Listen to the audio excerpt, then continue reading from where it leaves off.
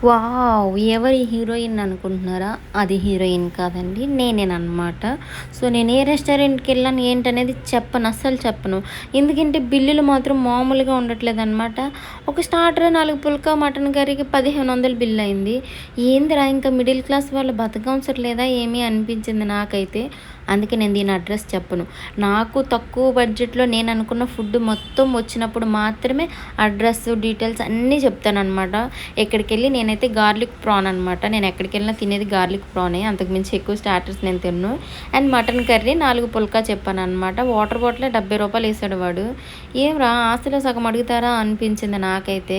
ఇంకొకసారి ఈ రెస్టారెంట్‌కి ఎళ్ళాలనిపించలేదు నాకైతే.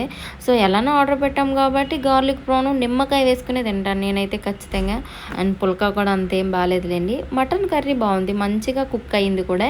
అండ్ అక్కడున్న యాంబియన్స్ అంతా ఓల్డ్ హీరో ఫొటోస్ ఉంటాయి కదా! లైక్ ఏఎన్నార్, ఎన్టీఆర్, సావిత్రి గారు.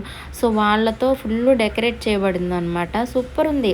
కూర్చోవడానికి చాలా ప్రశాంతంగా యాంబియన్స్ అంతా బావుంది కానీ కాస్టే వరస్ట్ ఉందనమాట. ఇప్పుడు మళ్ళీ హీరోయిన్ వస్తది చూడండి మీరే. ఇది బ్యాక్ అనమాట. హీరోయిన్ వచ్చే ఎంట్రీ అద్దిగండి మామూలుగా ఉండదు. అట్లుంటది మనతోనే. ఇక్కడైతే ఏకంగా స్లో మోషన్. మీరు ఇంకా నేను వీడియో కట్ చేసి పెట్టాను.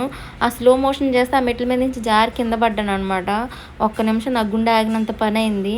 ఇయన్నీ మనతో అవ్వలే అని చెప్పి ఇంకా వెళ్ళిపోయాననమాట. బట్ ఈ పోర్షన్ అయితే